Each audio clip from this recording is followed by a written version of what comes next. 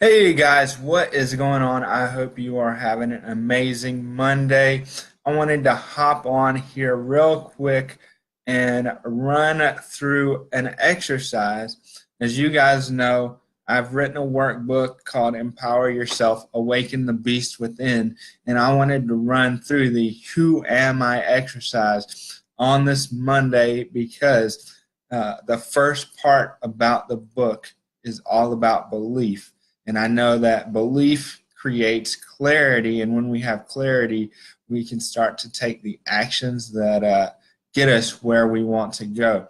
And I just wanted to take this opportunity to ask you guys a couple of questions, and you guys can answer them for yourselves. Because part of creating clarity for yourself is asking questions to figure out what it is you want to create for your future. So let me open up the book here, and I'm just going to run through this. This is straight out of the book, and we'll just see what comes up for you guys.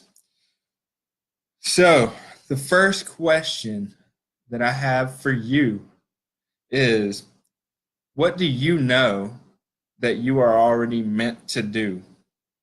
What do you know inside your heart that's something you are meant to do? Maybe other people don't see it, but you know it's something that you were given. It's something that's on your heart to do. So, what is that for you? And feel free if you want to share anything in the comments about any of the questions as you watch this live or on replay. Feel free to comment below so that we can all interact with each other. So, second question. When you were a kid, what did you want to do when you grew up? What roles attracted you? So I can tell you from my personal experience a couple of the roles that I wanted to create and have when I was a kid. So, number one, I always wanted to be a lawyer. And that was purely for making money. I knew that lawyers made a lot of money, so that's something I wanted to do. Then I also, at one point, wanted to be a sports center anchor. Uh, so I wonder what the commonalities of those two things are. I would say one of them is actually the ability to communicate with people through different mediums. But those are two things that I was really attracted to when I was a kid, a lawyer and a sports center anchor. So, what are those things that you were attracted to when you were a kid? Because there's good chance that reasons why you were attracted to those things when you were a kid, they still exist in you today. You may not want to be a lawyer, like I don't want to be a lawyer anymore, but it's about figuring out why was that attractive to me, what skills are needed for that job or that role, and maybe there will be some commonalities between the different roles you wanted to be when you were a kid. Number three.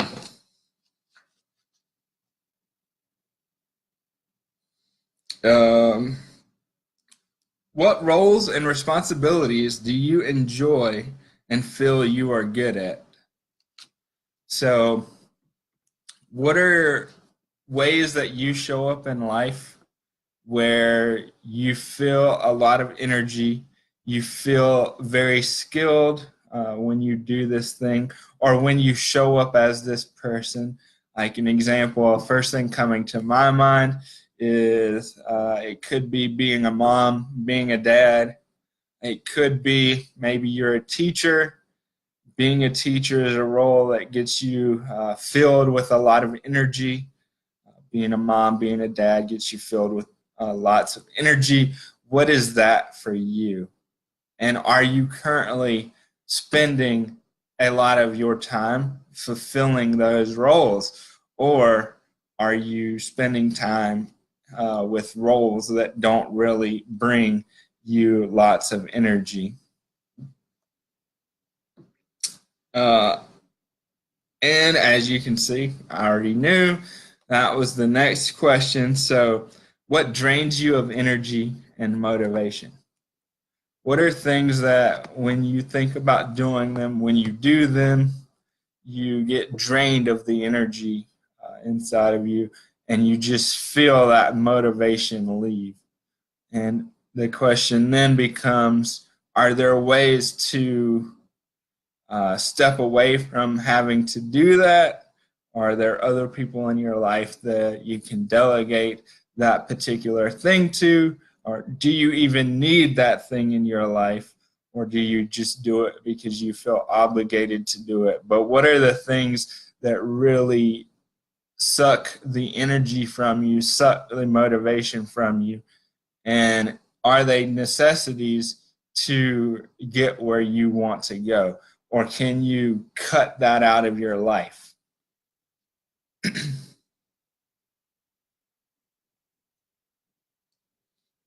All right, then we've got the next question. Of your life experiences, what has given you the most amazing sense of purpose? What creates that sense where you're like, okay, I'm on the right path. I'm doing what I know that I am meant to do. Um, for me, one of the things that really creates that is when people, I just talk to people and I hear a shift in their tone, I hear a shift in their possibility. And specifically, if you're a young person with a disability, I think seeing that possibility open up gives me an amazing sense of purpose, because I know that you now see something new for your life that wasn't there before. So, what gives you that amazing sense of purpose when it happens for you or for someone else through you, through your service? Um, if you were to talk to your friends and your family, what would they say you are meant to do? So maybe that means asking 5 to 10 people. I would say aim for 10 people to say, hey, I'm really trying to learn more about myself, get clear on who I am and how I show up in the world, and ask them how you show up to them and what they believe you are meant to do, and get amazing feedback through that exercise, because you may run into some patterns that show up with multiple people where they all say you're an amazing communicator. Even if you never thought you were, maybe that's something that shows up for you. And then you can that may start to shift your belief, because there's positive feedback that this is something you do really, really well. All right, so then we go into what are 5 key strengths and what are 5 weaknesses. And that's pretty straightforward. It just tells you, okay, these are things that I'm really, really good at, and these are things that I'm not so good at. But it doesn't mean that you don't do the things that you're not good at, because sometimes it's necessary that we do things that we're not good at based on what we're trying to create and what we're doing in the world. It's just going in and knowing that it's something that is going to be a challenge to us, but we're up to the challenge. And it may mean that there could also be opportunities where you're collaborating with someone who is much better suited to perform a certain skill or task than you are, and then you allow them to shine in the skills that they're good at, and you delegate that to them.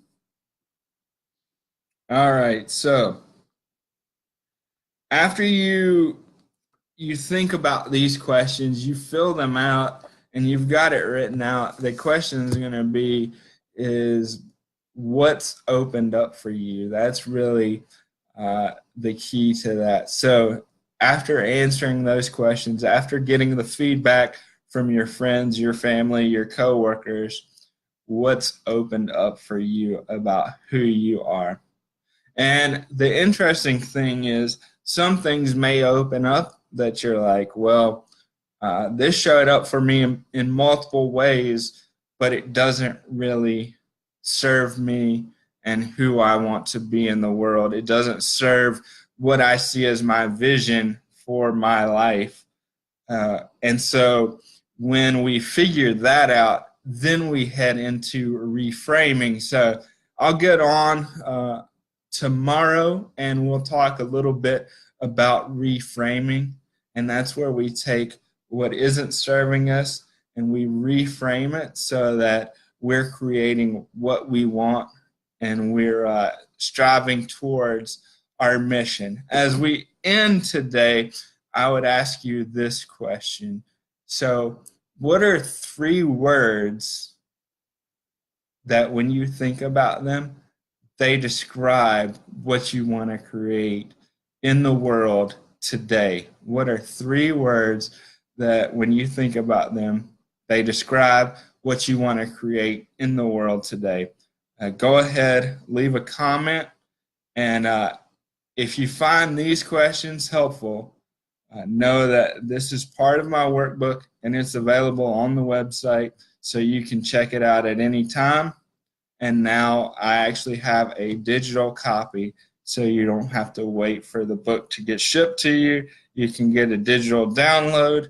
So if you are interested in that, I will leave the link in the comments below. I know you're going to have an amazing day, an amazing week.